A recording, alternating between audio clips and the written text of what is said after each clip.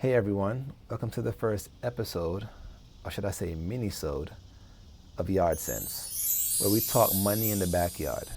All right, let's get into it. Have you ever wondered where you should put your money? Most people know they should save, but very few people stop and ask an important question. Is my money working for me? Or is it just sitting there? Today we're going to create a scenario and compare three common ways people save money, and let's say it's over a 10-year period. We'll look at a traditional bank savings account, an online high-yield savings account, and investing in the stock market. And to make this easy to understand, we'll follow three fictional people who all save exactly the same amount of money. By the end of this video, you'll see how one simple decision can create a huge difference in your future wealth. Let's get started. Meet Sam, the traditional bank saver.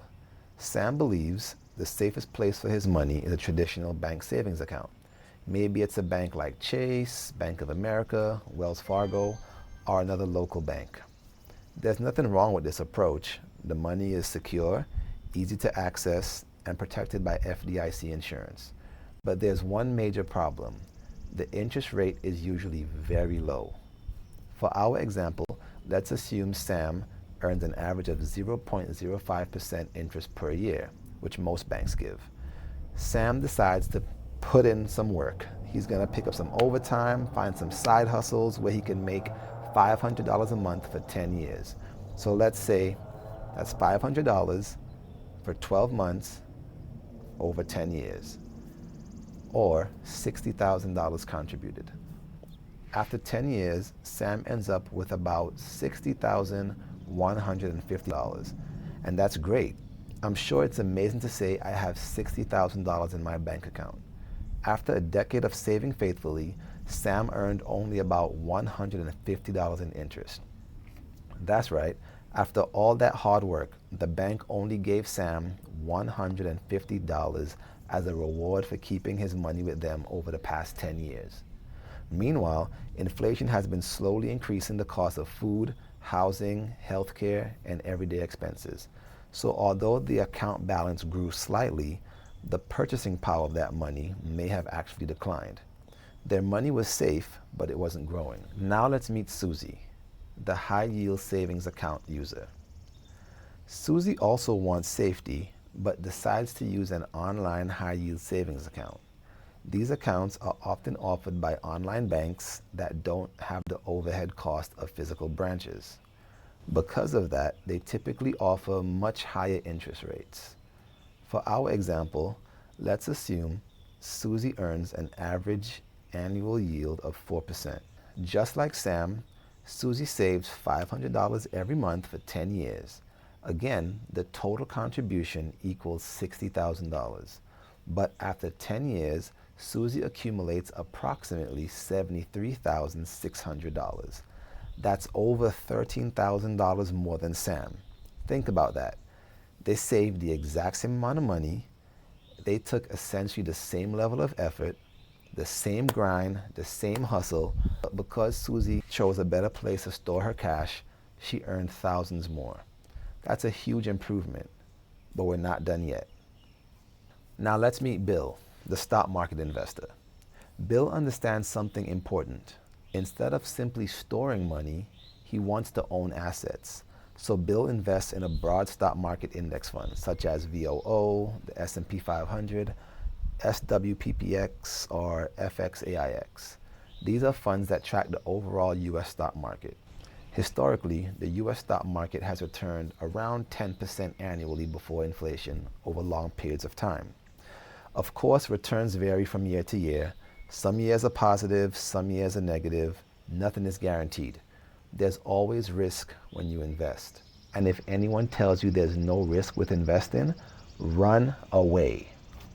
But for this illustration, we'll use 10% average annual return. Just like the other two people, Bill invests $500 every month for 10 years. Again, his total contribution is $60,000.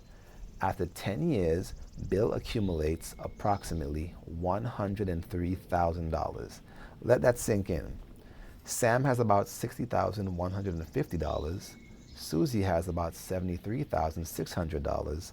Bill has approximately $103,000. All three people saved exactly the same amount. All three were disciplined. All three invested for the same amount of time.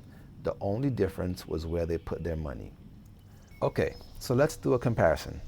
Let's put these numbers together.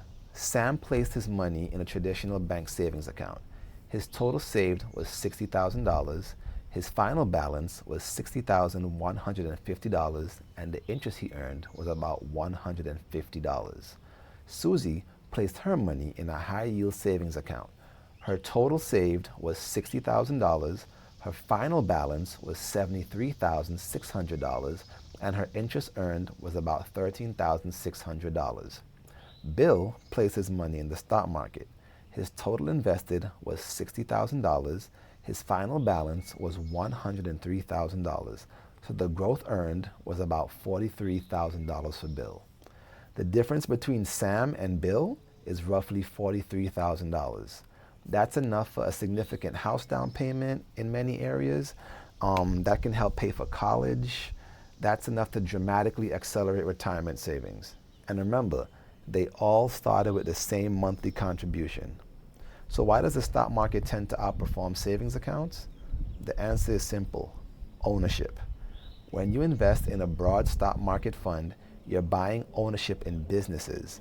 Thousands of businesses are working every day to create products, generate profits, and grow.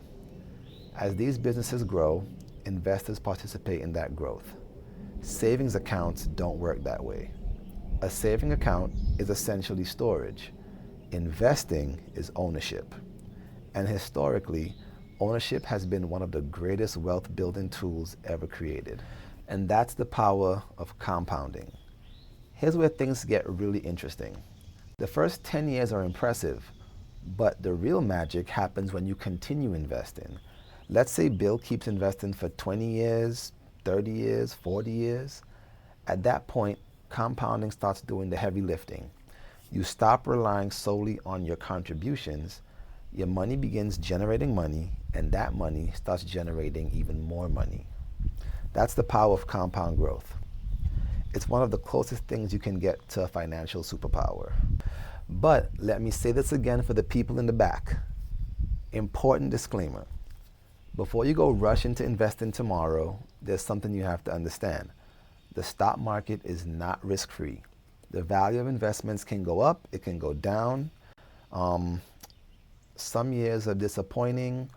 There will be market crashes, there will be recessions, there will be scary headlines. But historically, investors who stay invested for long periods of time can ride that out.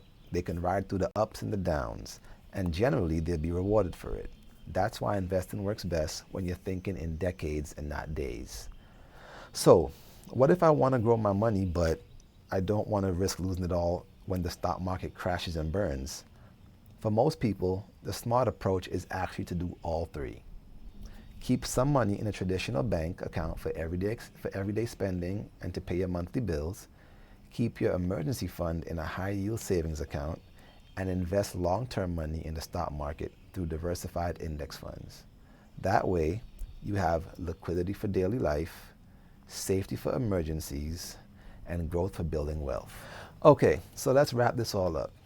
If there's one lesson to take away from this video, it's this: saving money is important, but where you save your money matters just as much.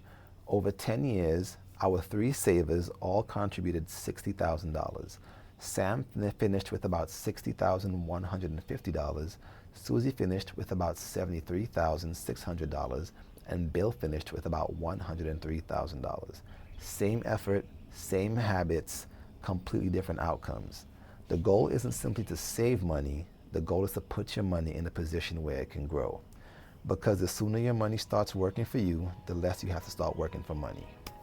If you found this video helpful, hit the like button, subscribe to the channel, and let me know in the comments if there's any topic you would like for me to dive into.